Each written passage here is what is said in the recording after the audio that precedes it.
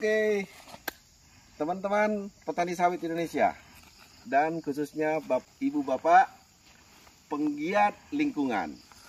Saya Dr. Gulat Medali Emas Manurung bersama dengan Profesor Dr.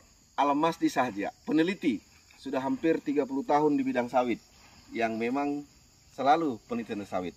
Kami sekarang berada di kebun percontohan Tumpang Sari antara tanaman kelapa sawit dengan tanaman meranti. Oke, ini adalah kawasan yang dicoba ditanam oleh BPDAS bekerjasama dengan kelompok tani untuk uji coba tumpang sari antara kelapa sawit dan meranti. Ini peneliti sudah berumur 15 tahun lebih kurang dan sawit sekitar 21 sampai 22 tahun. Ya. Di sini kita mendapatkan data lingkaran meranti ini berkisar antara 20 sampai 50 cm. Lingkaran meranti setelah umur 20 tahun. 20 tahun. Ya, yang apa-apa yang besar-besar tuh umurnya itu yang sebelah sana tuh bisa sampai 50 cm ini. Ada 45, tapi ada juga yang 20 cm.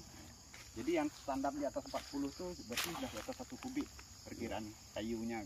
Oke. Prof kan sudah lama meneliti ini, Prof. Kebetulan Prof dulu pernah membimbing mahasiswa doktoral ya, Prof ya. Meneliti ini. Mungkin kita akan melihat secara, ini kan kita masih secara visual. Nanti akan kami tampilkan data analisa ekonomi ya, Prof ya. Supaya kita fair.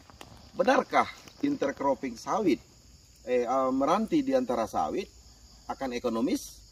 Tentu kita melihat dari segi ekonomisnya. Oke, kita mengakuin penanaman meranti ini di antara sawit telah meningkatkan manfaat atau jasa lingkungan, ya Prof ya, jasa lingkungan. Tetapi ingat, saya selaku penggiat daripada sawit dan lingkungan tentu melihat dari sisi aspek ekonomisnya, aspek sosialnya, dan tentunya aspek lingkungan. Nah, interaksi yang tiga ini harus betul-benar bersahabat. Tidak cukup dengan hanya berfamili. Berfamili bisa saja berantem ya, Prof ya. Tapi kalau bersahabat itu akan tetap bergandengan tangan. Demikian teman-teman petani sawit dan Bapak Ibu penggiat lingkungan, kita ingin melihat dari sisi berbeda, dihadiri oleh Bapak seorang peneliti sawit yang sudah 30 tahun berkecimpung di bidang peneliti sawit, itu Bapak Profesor Dr. Almasdi Sahja, kebetulan Ketua ya Prof ya? Ketua LPPM Universitas Riau, Lembaga Penelitian dan Pengabdian Masyarakat Universitas Riau.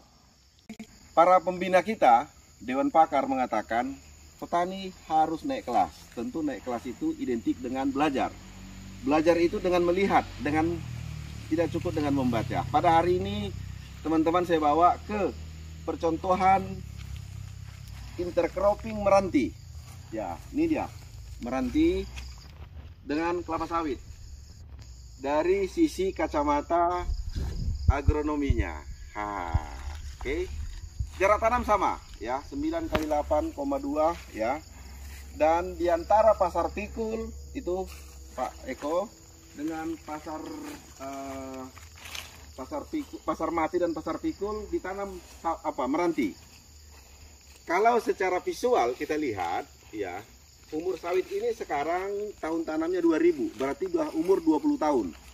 Meranti ditanam 7 tahun kemudian, ya Prof ya? 7 tahun kemudian setelah tanaman sawit tertanam. Berarti sawit ini berumur 20 tahun, merantinya berumur, itu dia Pak Eko sorot ya, berumur 15 tahun. Nah, dari segi umur. Nah, kalau kita lihat secara besarnya yang di dekat Prof Almasdi, itulah umur kurang lebih 15 tahun. Dari segi penampilan tanaman merantinya. Tetapi dari segi agronomi, tanaman sawitnya terlihat jelas seperti dia etalase. Ya, etalase itu meninggi. Nah, ketika udah kita lihat ke atas, ada apa? Kenapa dia meninggi?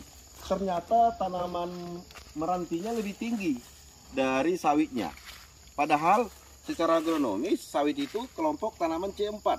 Siklus Calvinnya C4 yang artinya dia tidak menginginkan adanya lebih tinggi dari tanaman sawit.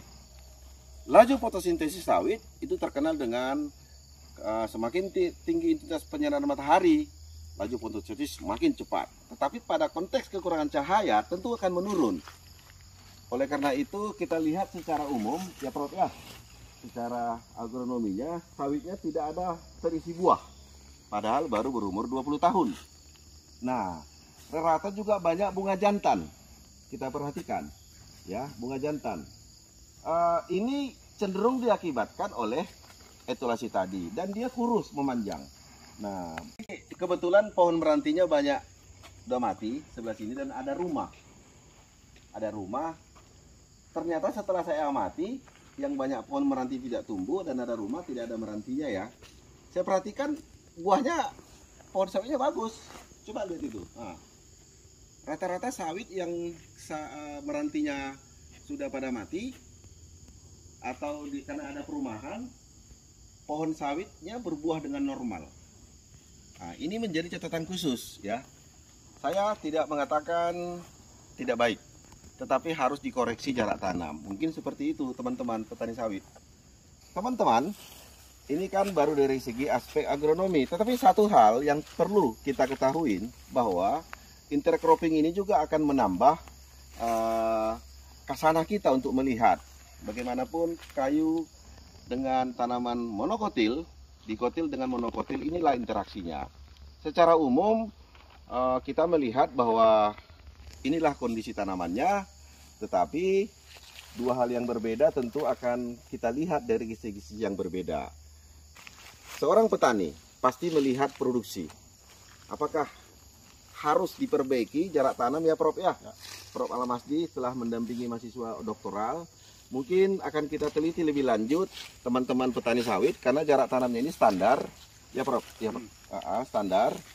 Mungkin boleh di intercropping tapi jarak tanam lebih diperlebar sehingga populasi sawitnya berkurang, itu konsekuensinya. Tapi tadi Prof sudah sekilas mengatakan tanaman meranti juga punya nilai ekonomis ketika dia masuk replanting. Nah, sekarang bagaimana mendesain jarak tanam sawit yang cukup untuk di intercropping tanaman meranti. Tentu tidak saling bersaing dari segi cahaya. Kalau dari segi akar pasti akar meranti tunggang melawan akar sawit serabut. Tentu itu akan menjadi persaingan yang sengit di bawah tanah. Tetapi petani sawit saya Gulat Manurung bersama Profesor Almasdi. Salam setara petani sawit Indonesia. Terima kasih. Sampai ketemu lagi di sesi berikutnya.